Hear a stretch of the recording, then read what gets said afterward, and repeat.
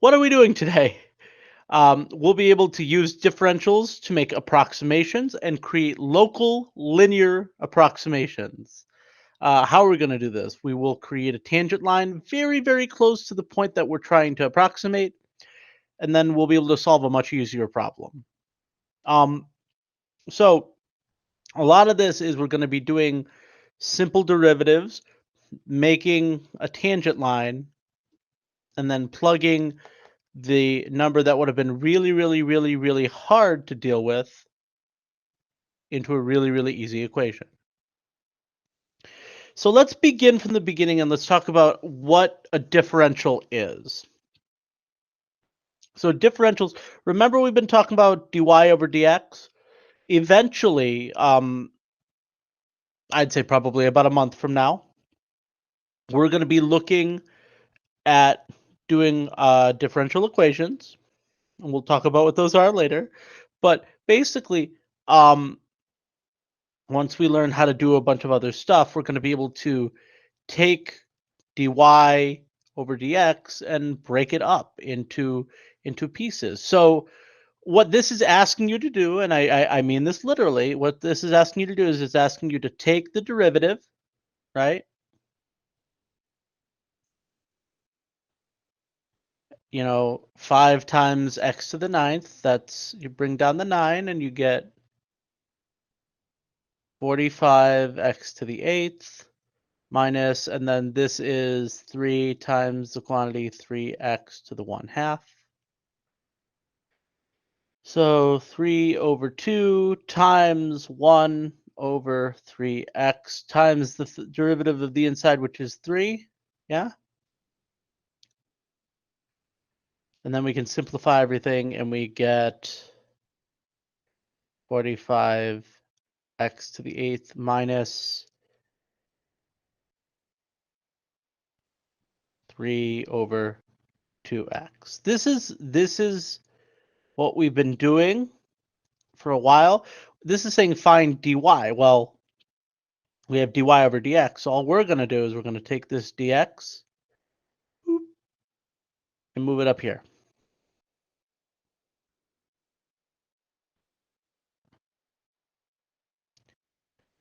Now, only do this when you are being told to.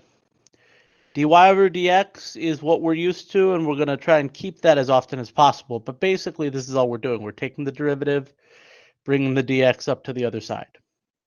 This is in preparation for something else that we're going to end up doing, and we'll talk about that much, much, much later.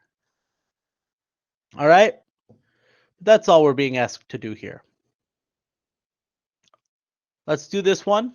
This one is using implicit differentiation, so we're going to take the derivative with respect to x here.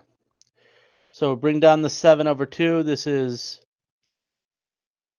7 y to the 5 halves dy dx plus product rule here because you got an x and a y. Left d right plus right d left.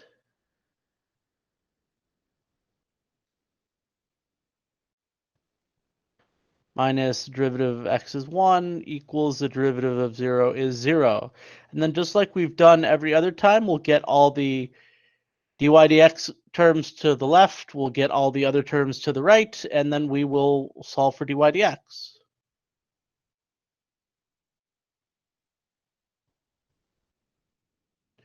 You know, and this is exactly what we were doing before.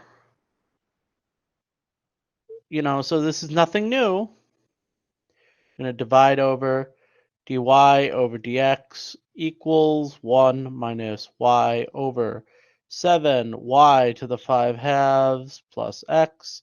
And then all we're going to do is we're going to take this dx here and boop.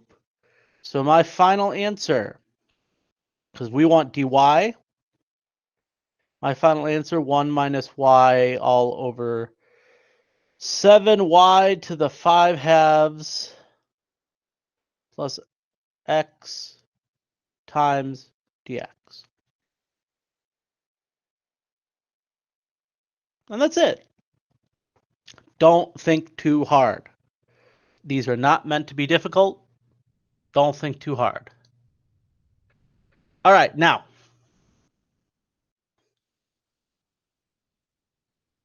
the directions here look scary. They're not. What they're telling you to do is take the derivative implicitly. We know how to do this with respect to t, so we're just going to do it with respect to t.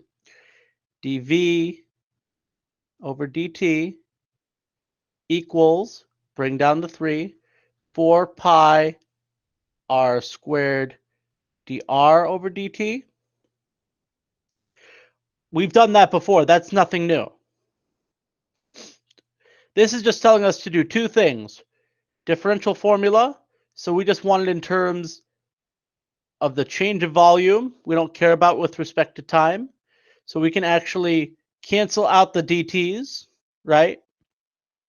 If you prefer, multiply both sides by dt, and then the denominator cancels out.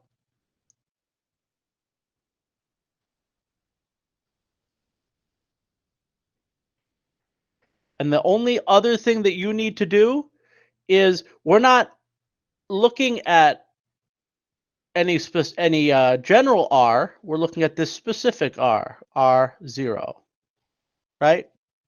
So this isn't going to be r squared. This is going to be r0 squared.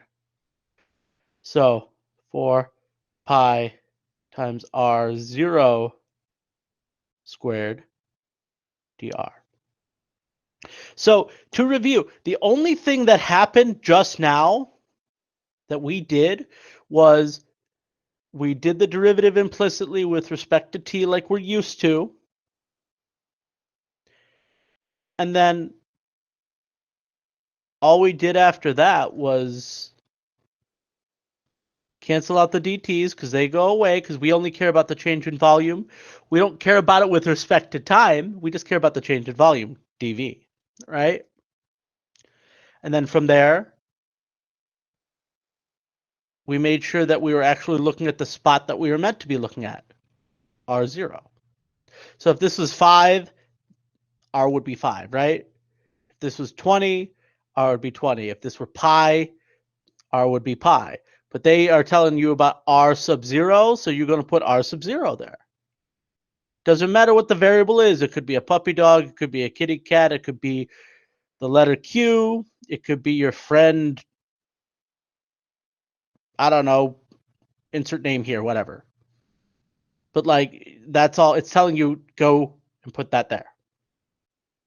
This r naught plus dr, that's all accounted for with what we have here. All right. So nothing new to do. See, I told you this is easy. Don't overthink this. Okay, now linearization. What we've been doing from that for the past couple problems, we've been talking about differentials. That's sort of that little wiggle room, right? Those are called differentials. What we want to be able to do is take this function f of x and approximate it around this point. So here's what we're going to do.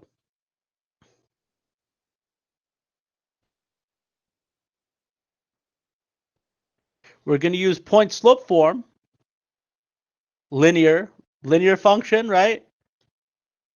Straight line. We're going to make a straight line that is really, really, really close to the function at -3. So what we're going to do is we're going to calibrate this for -3. Well, in order to calibrate this properly, I need to have a slope. I need to have an x1, and I need to have a y1, right? Well, that's easy. I know how to find slope. Take the derivative.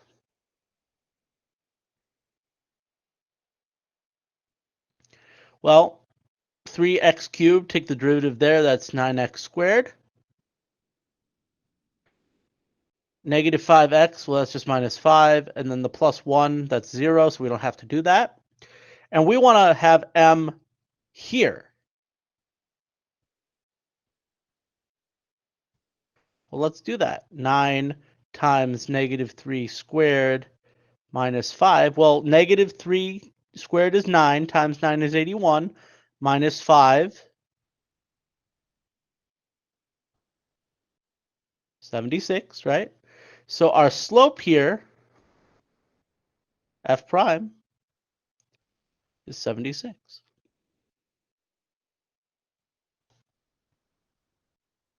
Good so far?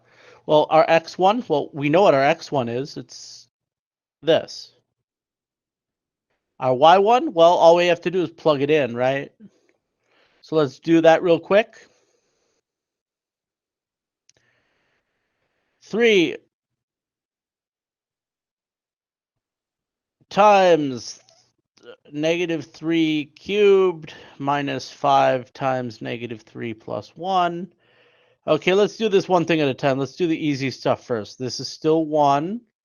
This is 15. Negative 3 cubed is negative 27.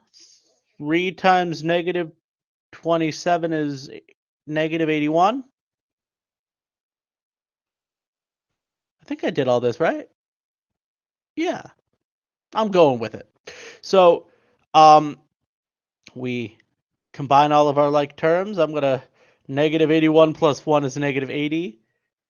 Negative 80 plus 15, negative 65, right?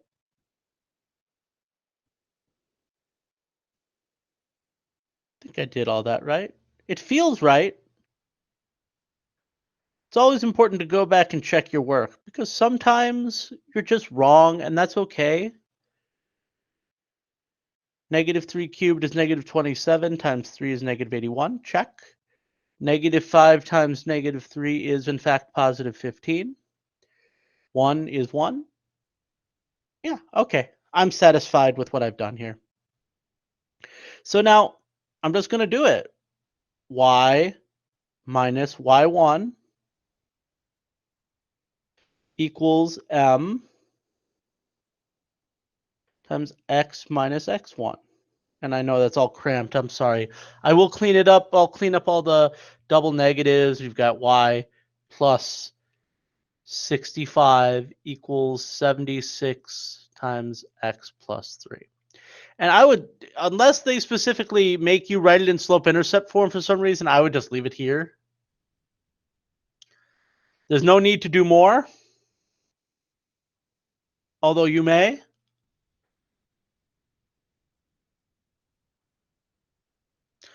So this is the linearization. This is just like what we've been doing. Linearization, tangent line. Remember, I kept telling you that this problem is going to come back over and over and over and over and over with different words, but it always means the exact same thing. Literally, the exact same problem as we've done 1,000 times. They've just dressed it up with a funny hat and a dress. You know, it's not different. And again, if they tell you to have it be in slope intercept form or something, then just, distribute the 76, subtract 65 from the constant, and then you've got your answer. Once again, they're going to make you do the same thing here. Well, write down so you know what you're looking for. Nothing has changed. So let's find the derivative. This is to the 1/2 instead of square root. Let's do it that way.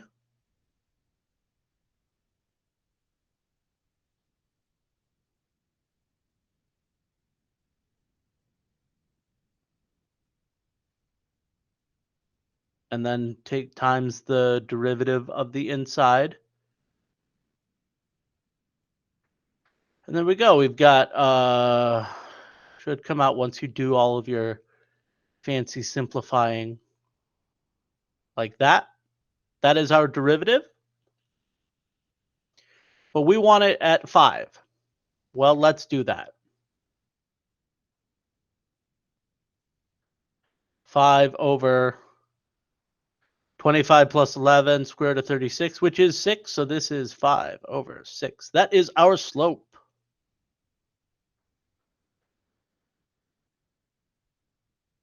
Well, now what's x1? 5. What's y1? 6, right?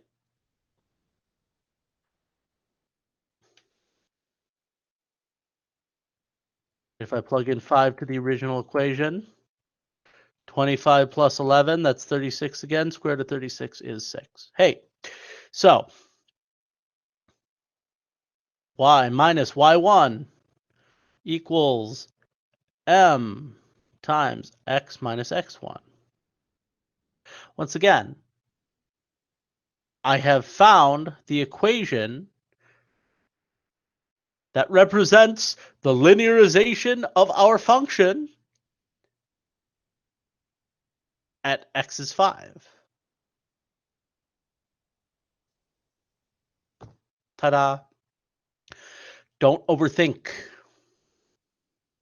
Don't overthink. If you overthink, you're going to be angry all the time. Just be calm and don't overthink. Same thing here. Take the derivative.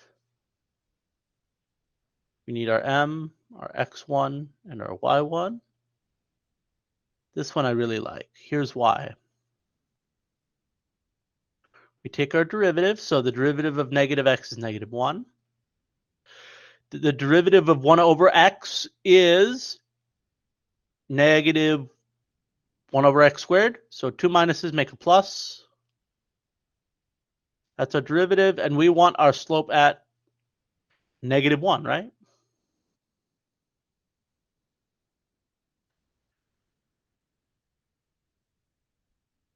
Well, negative 1 squared is just 1. So this is negative 1 plus 1 over 1. Our slope is 0. That's exciting. So our x1 is negative 1. Our y1, if we plug that in,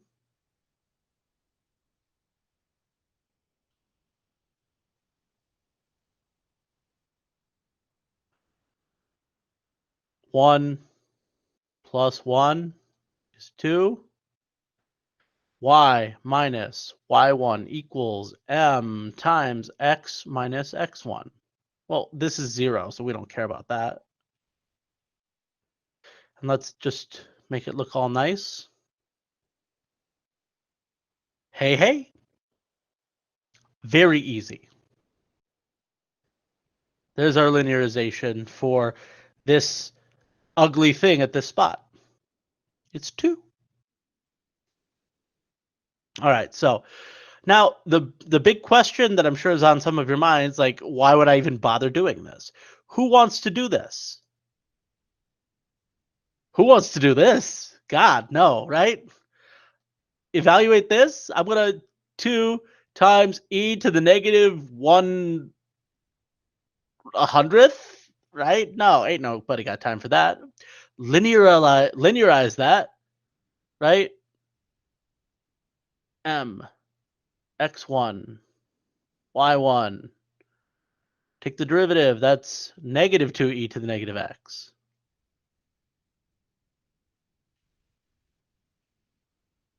Right? Well, what am I doing? Why am I doing this? Well, here's the great thing is that we don't have to get the exact answer. The whole purpose of this is that a 0.01, what is that really close to? 0. Right? So what we're going to do, we're just going to say, hey, let's approximate this to x is 0. So let's just find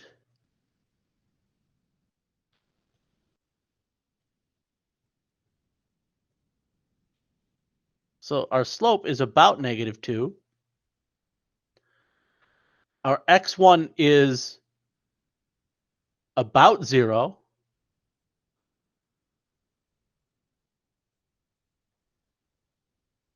Our y1 is about, well, let's plug in 0 and see what we get. About 2, right?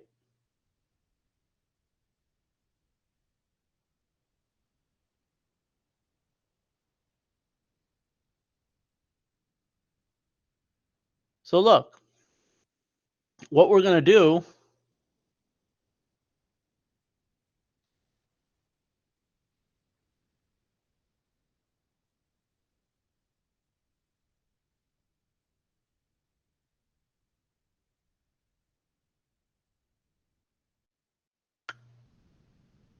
We want to find y. We want to find what this is.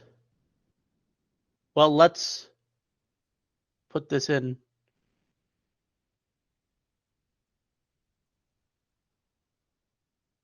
Right? Now, all I have to do here is say, all right, well, let's do that one.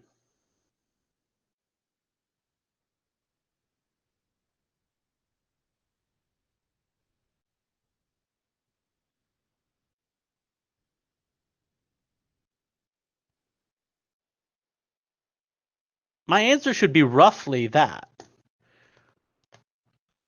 And I guarantee you it is pretty much that amount.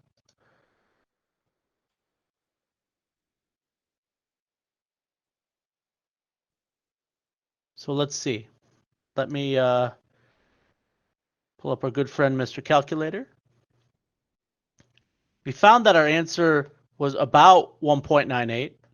But if I do the actual work in the calculator, 2 times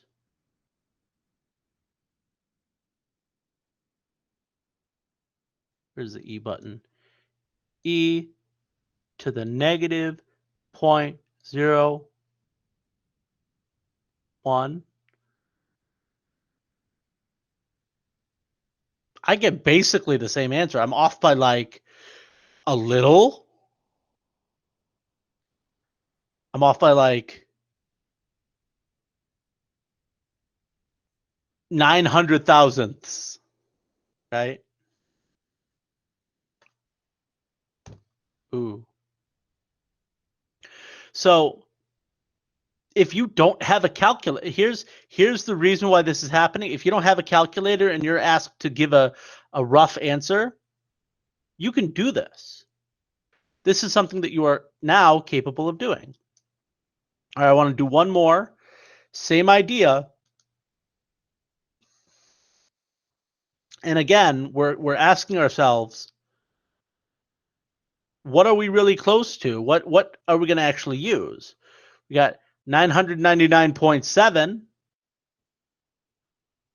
Let's round this. Let's make this 1,000, right? So 1,000 is going to be our approximate. So when we do this, we've got cube root of x. Well, let's find the derivative. So this is, remember, this is x to the 1/3. So this is 1/3 times 1 over x to the 2/3. And then I'm going to plug in 1,000.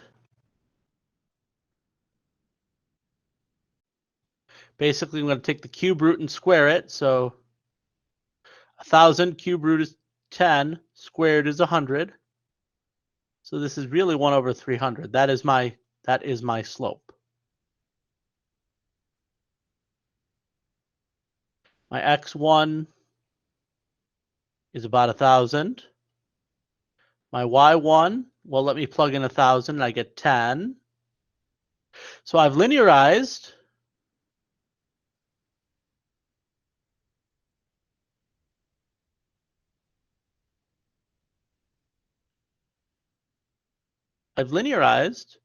Let me do all this distribution and all that.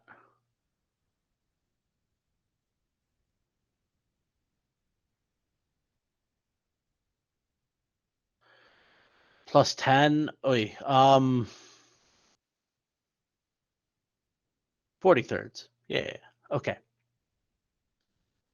So now if I plug in 999.7, I'm going to have this basically the exact same answer. So look, 1 divided by, that is a minus sign. This is what happens when I don't type correctly. 1 divided by 300 times 999.7 minus 40/3 40 30ths. 43rds. There we go. So this should come out to be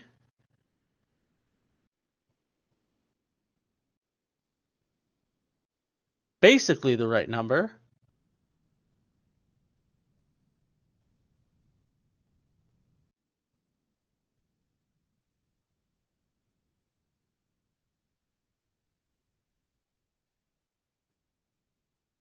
What did I do wrong? I know what I did wrong. I made a mistake here because I didn't show my work. Let it be a lesson to you. Show your work.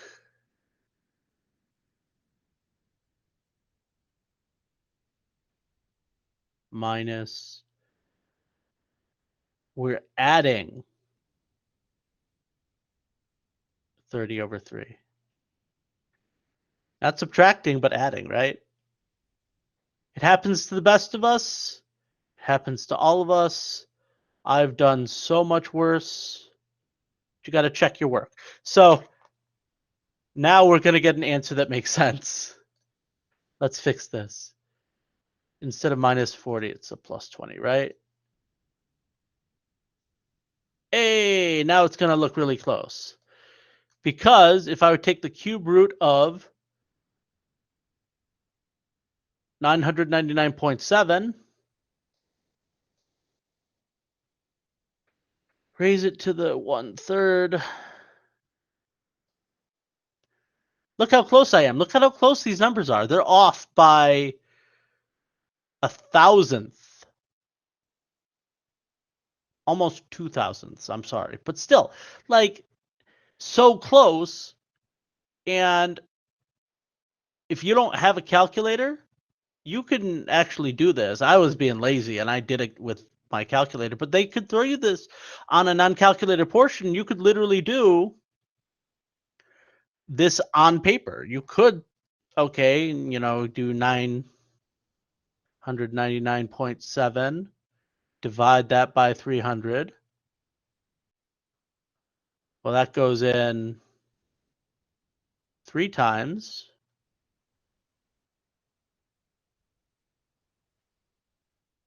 That goes in 3 times.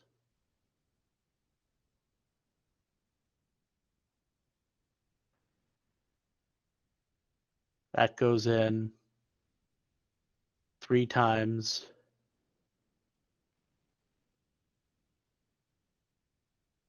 What are we left with? Like 2,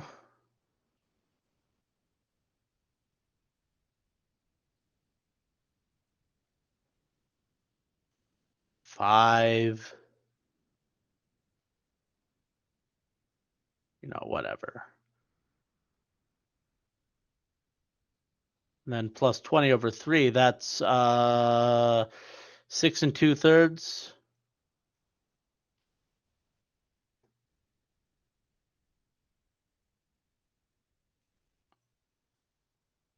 Or what have you, 9.997, sorry, 81.